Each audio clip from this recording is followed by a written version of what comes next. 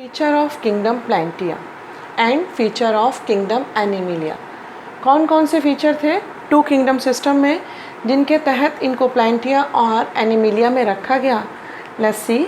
Cell wall is present here, absence of cell wall. A weak central vacuole is present.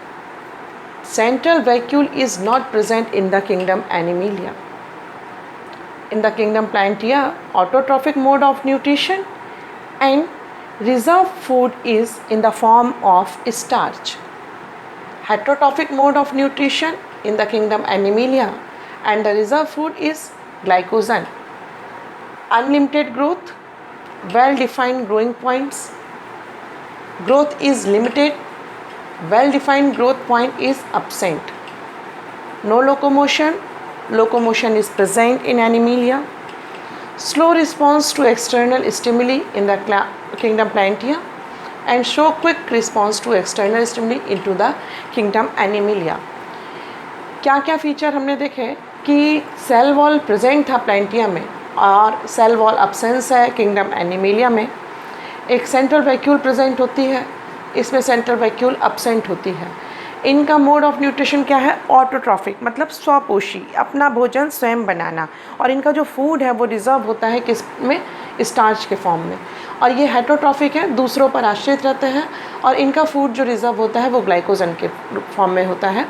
Unlimited growth होती है, मतलब पेड़ को आपने देखा ही होगा कहाँ तक बढ़ेंगे, लेकिन उसकी भी एक निश्चित सीमा है।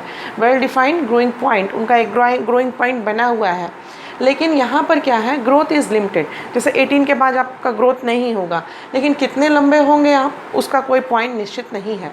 यहाँ पर नो लोकोमोशन, प्लांट चलते नहीं हैं। और एनिमल में लोकोमोशन प्रेजेंट होता है। बहुत कम प्लांट होते हैं जो एक्सटर्नल स्टिमुली के तहत रिस्पॉन्स देते हैं। जैसे मिमोसा है, सिर्फ वही एक्सटर्नल रिस्पॉन्स दे पाती है। बाकी इसमें किंगडम एनिमिलिया में क्विक रिस्पॉन्स होता है एक्सटर्नल स्टिमुली के तहत।